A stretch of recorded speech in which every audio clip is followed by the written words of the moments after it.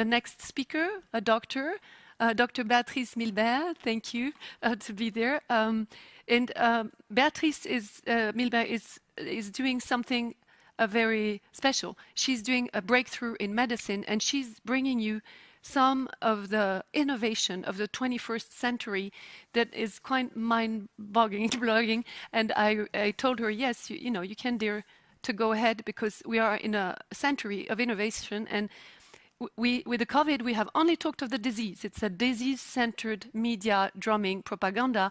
And in that way, we have given her the floor to talk also about health like others. And also Pascal did the same. So I'm very glad this is taking shape. And we will come with the questions afterwards. So Béatrice, you have the floor. Thank you so much. Je vais parler en français. Et je voulais vous remercier à vous tous de cette organisation pour aujourd'hui. C'est vraiment un très grand honneur pour moi de venir parler. En fait,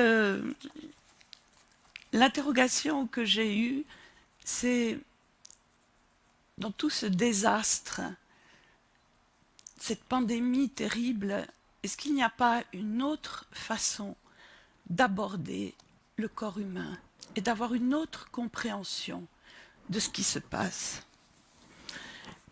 L'aventure de la physique quantique a débuté déjà il y a plus d'un siècle. Et quelle en est la conséquence dans nos vies aujourd'hui? Nous avons la bombe atomique, nous pouvons aller sur la Lune, nous pouvons aller sur Mars, mais par contre, beaucoup de personnes meurent encore de cancer et nos jeunes sont en grande souffrance. Et nous connaissons cette pandémie terrible. Ma question préalable a été, et si la physique quantique pouvait changer notre approche du corps humain, à nous médecins? C'est ainsi que j'ai commencé mes propres recherches en me basant sur les données de la physique quantique et ses applications en biologie et en médecine. Les travaux de Nikola Tesla, de Georges Lakhovsky, de Darson Wall m'ont ouvert la voie, puis ma rencontre avec le physicien Emmanuel Ransford et le professeur Raphaël Rifar-Cannon-Pass m'ont effectivement aidé à débuter cette quête. La physique quantique est un domaine vaste et difficile à comprendre. Il est vrai que cette nouvelle physique demande de passer à de nouveaux paradigmes et les inspirations initiales ont nécessité des années avant d'être prouvées. Et malgré cela, nombreux sont les physiciens qui cherchent encore la compréhension de certaines théories, mais on peut partir en tout cas sur deux points essentiels pour comprendre les bases de cette physique quantique appliquée au vivant. La première, c'est la loi onde-particule. Chaque élément de base de la matière, électron, proton, photon, existe soit en tant que particule et ou en tant qu'onde. C'est comme si vous avez envie d'attraper un oiseau et qu'au moment de l'attraper, il se transforme en fleur. Dans le monde quantique, la particule se transforme en onde, qui est de l'énergie pure, et de ce fait, les atomes, les molécules peuvent exister sous forme ondulatoire, vibratoire. Le deuxième point important est la loi d'interaction.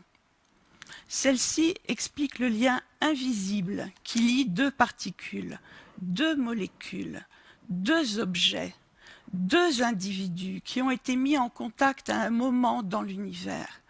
Par exemple, deux photons qui sont séparés à présent par 100 milliards de kilomètres. Si on effectue un changement sur l'un, immédiatement l'autre est affecté par ce changement. Cette loi remarquable du monde quantique crée une harmonie, une cohérence en toute chose, mais aussi un monde de l'invisible. Une possibilité de stockage de l'information en découle également, car ces liens même qui unissent deux particules sont de l'information. Si on veut résumer la physique quantique à son rôle sur le vivant, c'est le mot information qui est le mot clé. Ce que nous appelons la mémoire de l'eau peut aussi s'expliquer par cette loi. En homéopathie, l'eau ne contient plus aucune molécule chimique active. Cependant, la mémoire de celle-ci confère à l'eau une activité propre aux remèdes homéopathiques connus. L'aromathérapie utilise des huiles essentielles avec la conscience que c'est la plante intégrale qui agit derrière une chimie des plus précises, avec toutes ses caractéristiques propres. Prenons par exemple Fragonia, qui est d'origine australienne. On peut la donner dans l'indication de mycose, mais elle peut donner des résultats tout à fait extraordinaires dans de nombreux problèmes spécifiquement féminins. Quand vous observez Fragonia, c'est une plante extrêmement féminine par sa délicatesse, avec un merveilleux parfum. L'huile essentielle de Fragonia contient plus d'informations curatives que la simple chimie ne peut expliquer sur le plan thérapeutique. Il est de même pour la phytothérapie traditionnelle, où l'association de plusieurs plantes dans une tisane va donner des synergies d'action bien supérieures à celles attendues pour chaque plante prise séparément. C'est ainsi que des pathologies infectieuses comme la lèpre ou la tuberculose ont été traitées et sont encore traitées en Afrique. Beaucoup de thérapeutes m'ont rapporté d'excellents résultats de thérapie par les plantes dans le Covid et la prévention par homéopathie a très bien fonctionné également. La conquête de l'espace a permis des avancées extraordinaires dans le domaine de la médecine en Russie. Le professeur Christoforov, par ses découvertes sur le fonctionnement cellulaire, a montré que la biophysique est plus à même que la chimie de donner les clés de compréhension du vivant. En 1953, Vladislav Christoforov débute ses recherches dans le domaine de technologie de l'espace. Il travaille notamment avec Sergueï Korolev, le constructeur de Spoutnik, et ils contribuent ensemble au départ de Youri Gagarin dans l'espace.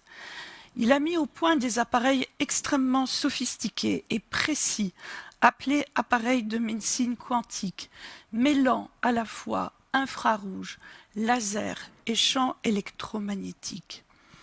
Ce qui permet de rééquilibrer le corps électromagnétique humain grâce à des stimulations très douces, et c'est avec ce type d'équipement que les cosmonautes russes ont pu survivre dans un environnement extrêmement hostile.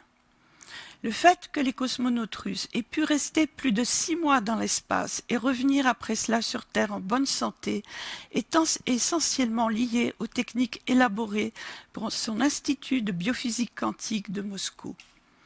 La conquête de l'espace a donné une nouvelle approche de la biologie. Notre corps humain est énergie, lumière, vibration. Le professeur Christoforov nous dit que chaque cellule de notre corps a une très grande sensibilité aux champs électromagnétiques, surtout dans le domaine des basses fréquences. Pour lui, les cellules sont même plus sensibles que des appareils de mesure très sophistiqués. Par exemple, nos cellules vont percevoir des tempêtes magnétiques mieux que n'importe quel appareil. Chaque cellule a la forme adaptée à sa fonction dans l'organisme. Elle a aussi sa propre fréquence. Si une cellule est abîmée par des polluants environnementaux, pesticides, métaux lourds, poisons, radiations, champs électromagnétiques toxiques, cette cellule peut se dépolariser.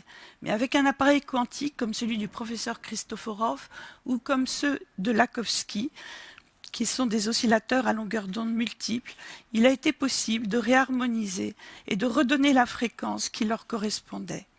La cellule a besoin de très petites quantités d'énergie pour se redynamiser, 10 puissance moins 10 à 10 puissance moins 20 watts. La cellule est semblable à un humain, aussi complexe. Elle entre en communication avec les autres cellules et cela crée un courant électromagnétique. Si une cellule est déstabilisée, qu'elle perd sa capacité à émettre des ondes électromagnétiques, elle cesse de communiquer avec les autres cellules du même tissu. Et à ce moment, le système immunitaire peut choisir de l'éliminer. Mais nous pouvons aussi venir à son secours et l'aider par différents moyens, en sachant la délicatesse du langage cellulaire à reprendre un bon fonctionnement. Les cellules qui communiquent ensemble créent différents tissus et organes dans le corps humain. Chaque organe va avoir sa propre fréquence. Par exemple, la fréquence du foie est de 18 Hz, celle des intestins est de 43 Hz. Notre corps a également une enveloppe de protection électromagnétique qui est liée à notre système immunitaire. En médecine chinoise, nous connaissons très bien cela. Cette couche énergétique correspond à l'énergie de défense OE. Pour les médecins russes qui ont cette approche du corps quantique, une plaie ou une brûlure ne pourra complètement cicatriser sans la reconstruction de ce corps électromagnétique. Nous pouvons aussi comprendre aisément maintenant pourquoi toutes ces nouvelles technologies basées sur les champs électromagnétiques, comme les téléphones mobiles, les ordinateurs, fours à micro-ondes, Wi-Fi, antennes relais, peuvent gravement endommager notre système immunitaire. Nous voyons donc le fonctionnement du corps humain sous l'aspect énergie. Chaque cellule émet des ondes électromagnétiques ténues et cohérentes de l'ordre de 10 puissance moins 25 watts. Cela représente une certaine capacité énergétique. Un chercheur français à l'INSERM, William Rosten, a pu observer que ces cultures de neurones émettaient un courant de lumière blanche qui circulait le long des neurones, et il l'a d'ailleurs filmé et mis en évidence. En médecine chinoise, nous retrouvons cette notion de corps-énergie et on pourrait dire que depuis 5000 ans, la médecine chinoise utilise la physique quantique pour expliquer le fonctionnement du corps humain. E égale mc2, c'est l'équation de base de la physique quantique. Et en médecine chinoise, E et Qi signifient la même chose. Et cette énergie Qi qui circule le long des méridiens peut se transformer en matière. De même, la matière peut se transformer à son tour en énergie. Mais c'est en étudiant la structure de l'eau intracellulaire que le professeur Gerald Pollack a découvert de nouvelles capacités de fonctionner de la cellule humaine. La quatrième phase de l'eau est la découverte majeure du professeur Gerald Pollack, qui concerne le fonctionnement incroyable de l'eau intracellulaire. Prenez une surface hydrophile, similaire à celle de la membrane cellulaire, comme par exemple du naphion, et ajoutez de l'eau. Immédiatement, l'eau va se structurer différemment au contact de la surface hydrophile. Et à ce contact vient se créer une couche d'eau aux propriétés particulièrement intéressantes que son découvreur a appelée Exclusive Zone Water, Easy Water. Cette zone d'exclusion est ainsi appelée car toutes les saletés qui se trouvaient dans l'eau au départ ont été rejetées de cette zone. Vous pouvez mettre tout ce que vous voulez dans l'eau, que ce soit des ions, des microsphères, des bactéries, tous les produits chimiques de la Terre. Si vous la mettez en contact avec une surface hydrophile, la structuration particulière de l'eau à son contact va repousser tous les solutés à l'extérieur de cette zone d'exclusion et crée juste en dessous ce que Gerald Pollack a appelé l'eau poubelle, bulk water. C'est une formidable propriété qui permet la dépollution de l'eau, la désalinisation de façon très simple, sans high-tech, déjà utilisée de par le monde. Les molécules d'eau sont structurées de façon très particulière dans cette zone d'exclusion, sous forme d'anneaux hexagonaux, où les atomes d'hydrogène sont mis en commun par les atomes d'oxygène qui forment l'anneau. Les atomes d'hydrogène chargés positivement sont ensuite rejetés dans la couche frontière avec l'eau poubelle. La zone d'exclusion, après avoir exporté toutes ces charges négatives, tous ces protons qui sont chargés positivement et chargés négativement.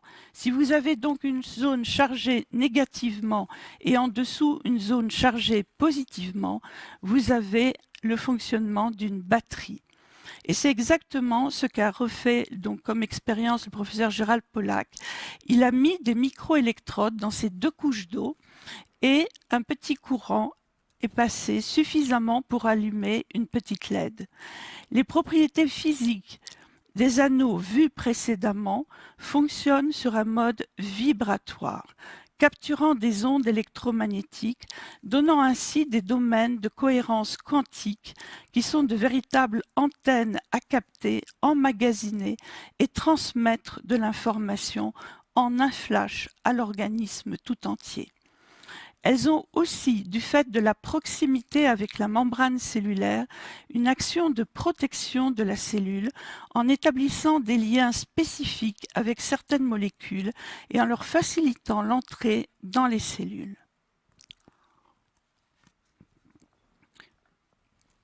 Maintenir ces zones d'exclusion est vital pour la santé, à la fois source d'information et d'énergie qui existent en parallèle avec le travail énergétique des mitochondries. Mais tous ces fonctionnements intracellulaires sont extrêmement intriqués. Nous sommes donc des batteries vivantes. L'eau dans notre corps n'est pas mouvante, mais empilée sous forme d'eau pure ou densifiée et chargée. Cette compréhension électromagnétique de l'eau cellulaire, sa capacité à devenir émetteur, récepteur d'informations qui peuvent ensuite réguler le fonctionnement cellulaire, nous permet de comprendre le fonctionnement des traitements homéopathiques, de l'acupuncture et de certaines thérapies par champ électromagnétique, mais aussi les dangers d'un environnement électromagnétique toxique que certains, comme les électro-hypersensibles, ne peuvent plus supporter. Comme le dit très bien Mei-Wan Ho, la cohérence au sein de ces structures de l'eau est la base de toute la cohérence de notre organisme. La lumière et les sons peuvent aussi organiser l'eau cellulaire et agir sur les structures qui y sont en solution. Et nous allons aborder donc avec les travaux de Fritz Albert Popp cet aspect de la lumière dans nos cellules. C'est dans les années 80 que Fritz Albert Popp a découvert les travaux des équipes russes sur la biophotonique et qu'il a commencé ses travaux de recherche.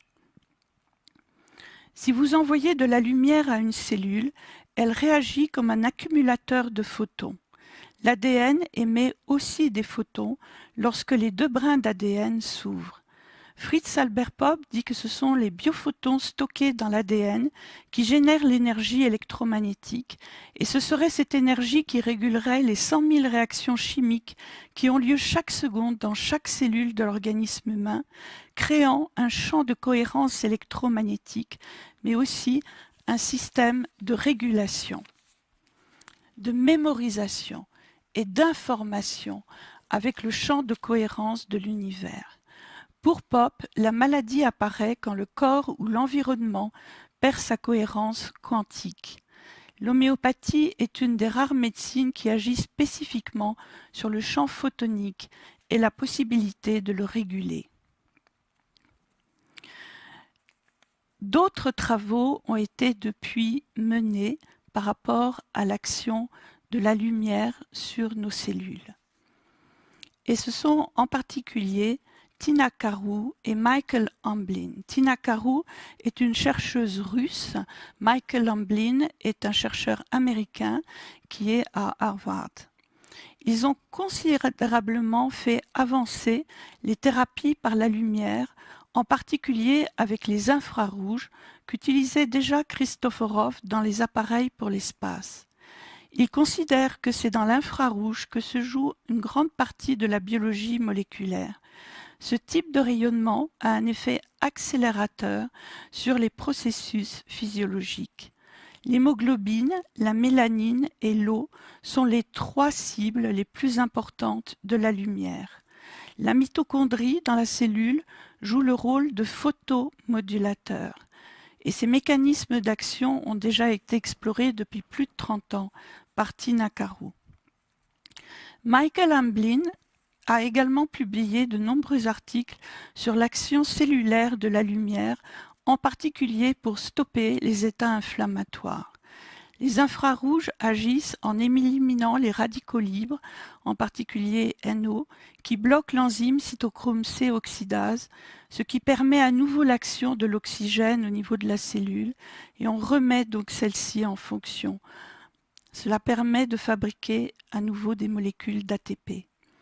Les actions thérapeutiques sont multiples concernant les douleurs articulaires, nerveuses, la régénération du cœur après infarctus, du cerveau après AVC, dans l'Alzheimer, dans le Parkinson, mais également en dermatologie, sur le vitiligo, sur les ulcères de jambes chez les diabétiques.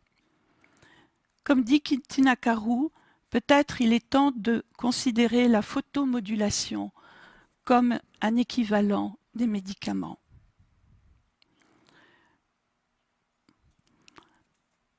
Nous pouvons envisager également l'aspect vibratoire dans le corps humain. Dans une interview télévisée, Jacques Benveniste, en 1996, nous parlait des molécules qui étaient toutes dans un état vibratoire dans le corps humain. Mei-Wan Ho parle également des vibrations moléculaires créant des sons, ce qu'elle appelle le quantum jazz of life, comme elle nous l'expliquait si bien au congrès de Copenhague en 2008. À l'INSERM de Paris, William Rosten a également enregistré les sons émis par ces cultures de neurones. Mei-Wan Ho nous disait qu'il était important de communiquer avec nos cellules, même avec les cellules cancéreuses ou infectées, mais aussi avec les virus et les bactéries elles-mêmes, que pour le corps humain était une zone de paix. C'était, comme elle disait, c'était tout est peace and love à l'intérieur de notre corps. Pour Christoforov et Mei-Wan Ho, seule la douceur est recommandée.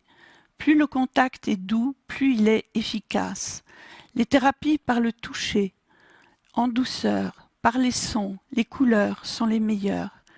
La doctoresse Françoise Dolto, célèbre psychanalyste pour enfants, disait que lorsqu'un enfant n'avançait plus en thérapie et qu'elle se trouvait donc en situation difficile, elle demandait au père de l'enfant de chanter et que cela marchait chaque fois.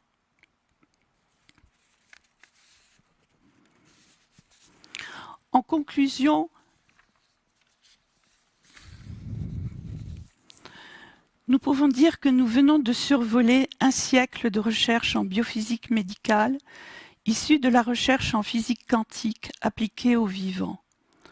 En Europe, les travaux de Lakowski ont été couronnés en 1936 par le Grand Prix de la médecine de Vienne, qui était à l'époque l'équivalent du prix Nobel de médecine. Les appareils thérapeutiques de Lakowski étaient dans quasiment tous les hôpitaux parisiens. Puis la guerre de 39-40 balaya tout ce savoir, qui par contre a persisté en Russie, permettant l'élaboration de la médecine spatiale.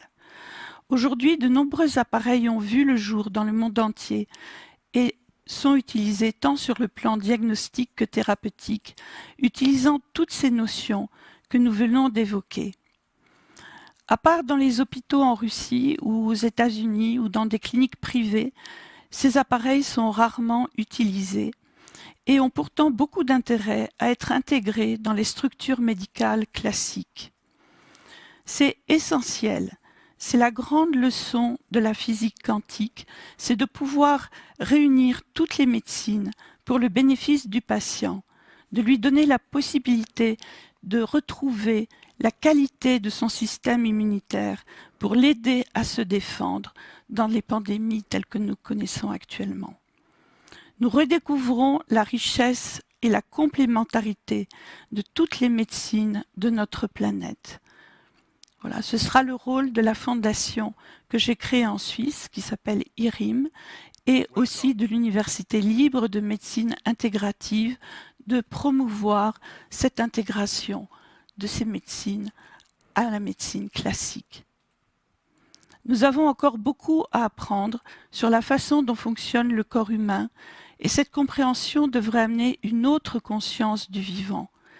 Quand nous constatons que nous sommes faits à 80% de molécules d'eau et que nous découvrons tout juste les capacités incroyables de cette petite molécule, nous savons qu'il y a encore beaucoup de chemin à parcourir. Merci. Merci infiniment, Dr Milbert, de nous rappeler la magnifique révélation du miracle du corps humain, dont déjà le docteur Pascal Sacré nous évoquait tout à l'heure les possibilités. Et j'ose ajouter que, outre le fait qu'on doit refaire confiance à notre corps, si le fonctionnement de nos sociétés prenait modèle sur ces communications de lumière et de vibration, on a devant nous des belles perspectives. Yeah, if I can comment in English, thank you so much, Dr. Milberg, because what she explained is a crash course in quantum medicine and what is new. I just want to also underline that it is already used in medicine, in the electroencephalogram, in the electrocardiograms, and also in a lot of electromagnetic resonance diagnostic tools, but we never talk about the electric body. and I always say that this is what you're saying is fantastic, and we have to rehabilitate it. I know you will do a conference in next year where you will talk about this with experts, and we really look forward to that. I also want to also say that myself, I'm involved in bioacoustics, and there is MIT has made a phone that when you cough, you can diagnose COVID. And now with our firm, we're trying to do, with the people in the research project, we're trying to do an anti-note to heal the electric balance. So this is one thing that you said. There's also essential oils that even some clinics in France are using to make the taste again and the smell. So this is already there, but it is hidden. And I'm glad that we talked and gave you a chance to talk to those I know who are listening today and really wanted to hear that.